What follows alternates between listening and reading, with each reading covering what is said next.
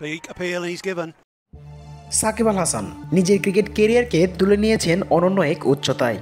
সাকিবকে নিয়ে আপনি যতই সমালোচনা করবেন সে ততই ফিরে আসবে বারবার পুরনো চেনা রূপেই। প্রিয় দর্শক, আপনারা ইতিমধ্যেই জানেন সাকিব আল হাসান কাউন্টি খেলতেছেন, আর সেখানেই বাজিমাত করছেন, একের পর এক উপহার দিচ্ছেন চমক। প্রথম ইনিংসে দুর্দান্ত বোলিং করেন সাকিব আল হাসান, তুলে নিয়েছিলেন 4টি উইকেট। সেই একই ঘটনা ঘটালেন দ্বিতীয় ইনিংসেই। দ্বিতীয় ইনিংসে এসেও সাকিব আল হাসান পেয়েছেন 4টি উইকেট। এই যেন ম্যাজিক্যাল ফিগার। সাকিবকে নিয়ে দেশের ভেতর যে সমালোচনার ঝড়, সাকিব যেন তা পাত্তাই দিচ্ছেন না। ক্রিকেটটাকে পেশা হিসেবে নিচ্ছেন তিনি।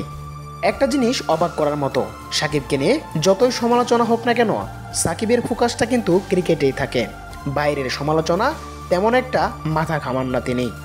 তাই তো শত সমালোচনার ভিড়েও সাকিব আল হাসান ফোকাস করতে পেরেছেন ক্রিকেটে, আর ক্রিকেটেই পাচ্ছেন সফলতা।